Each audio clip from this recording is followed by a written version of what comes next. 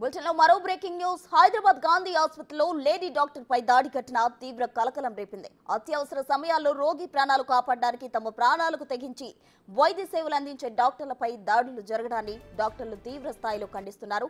క్యాజువాలిటీలో రోగి మధ్యమత్తులో junior doctor పై దాడి చేశాడు.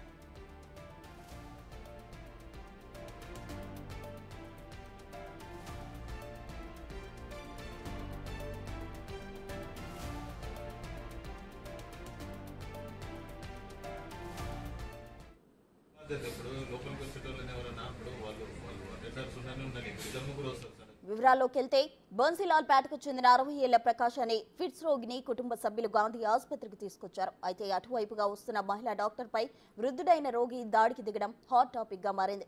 లేడీ డాక్టర్ వెంటనే ప్రతిఘటించింది. ఆలోపు చుట్టూ ఉన్న వారంతా వృద్ధుడిపై చేయి చేసుకుని పక్కకు తప్పించడంతో అంతా సద్దుమణిగింది.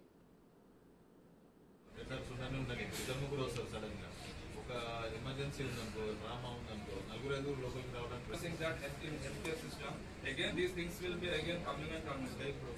దాడి ఘటనపై లేడీ డాక్టర్ పోలీసులకు ఫిర్యాదు చేసింది. వెంటనే రంగంలోకి దిగిన చిలకలగూడ పోలీసులు వృద్ధుడిని అదుపులోకి తీసుకుని విచారిస్తున్నారు. దాడి జరిగిన సమయంలో వృద్ధుడు మద్యం మత్తులో ఉన్నట్లు గుర్తించారు. అలానే హాస్పిటల్ సూపరింటెండెంట్ డాక్టర్ రాజకుమారిని కలిసిన జూడాలు ఇలాంటి ఘటనలు పునరావృతం కాకుండా తగిన చర్యలు తీసుకోవాలని వినతి పత్రం అందజేశారు. విచారణ చేపట్టినా తగిన చర్యలు తీసుకోవాలని ఆదేశాలు ఇచ్చిన సూపరింటెండెంట్ బందోబస్తు కూడా పెంచనున్నట్లు హామీ ఇచ్చారు.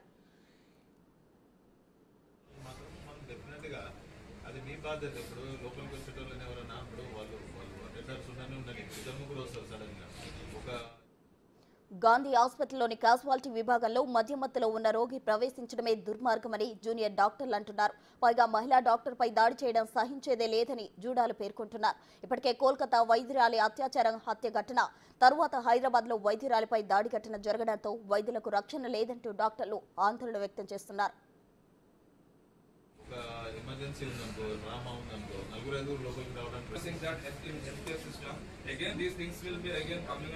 ఇప్పుడు ఒకటి ఏంటంటే ఎవరు తాగి వస్తుందనేది మనం గమనించాము. కాకపోతే ఎప్పుడైతే మన హాస్పిటల్ ప్రిన్సెస్లకు వచ్చిన వాళ్ళు మాత్రం మనం డెఫినెట్ గా